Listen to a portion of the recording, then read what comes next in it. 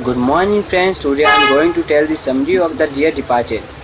In this story, the play The Dear Departed presents an interesting situation that has strictly become commonplace in the world of today.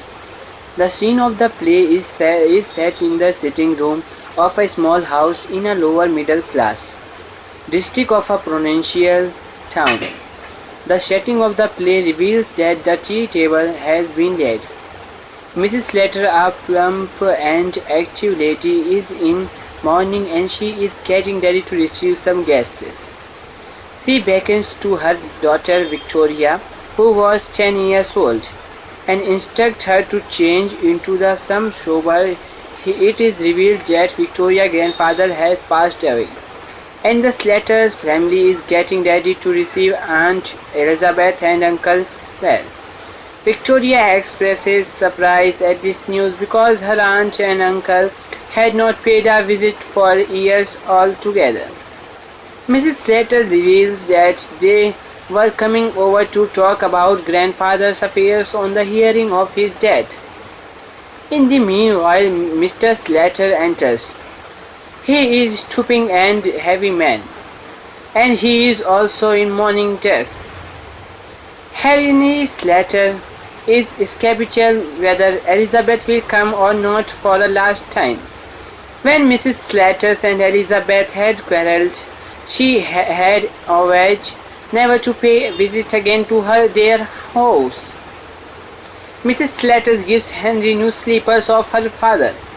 She also plans to take away the new bureau of the grandfathers and shift it to their room before Elizabeth and Ben arrive. But the husband and wife lock the front door and shift the bureau down and put their old chest of drawers there. Victoria wants to know why they were stealing grandfather's things, but her mother tells her to let remain quiet. Grandpa's new clock is also taken away. Meanwhile, there is a loud knocking at the door, and the Slaters take plenty of the time to look normal. Mrs. Jordan and Ben pretend to be emotional at the death of Mr. Abel Merriweather. Both the ladies compare their mourning dresses, criticizing the other outfit. Mrs. Jordan is surprised to discover that no doctor had been summoned to check her father.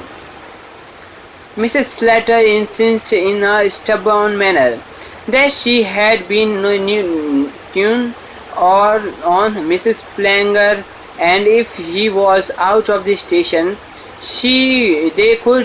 they be offensive to call someone else. Mrs. Slater reveals that her father had been happy in the morning, and he had been apparently going to pay the premium of his insurance policy. He was generally going to the Ringo Bell frequently, and the night before he had come drunk and had gone to bed without having dinner. Mrs. Jordan and Ben prefer to have tea before going and look up father. All four of them start discussing about the obituary and the kind of announcement in the newspaper to be inserted. Mrs. Jordan wants to a long poem, but Mrs. Slater protested by saying that father had willed his gold watch to her son Jimmy. Mrs. Slater feels very offended and refuses to believe it.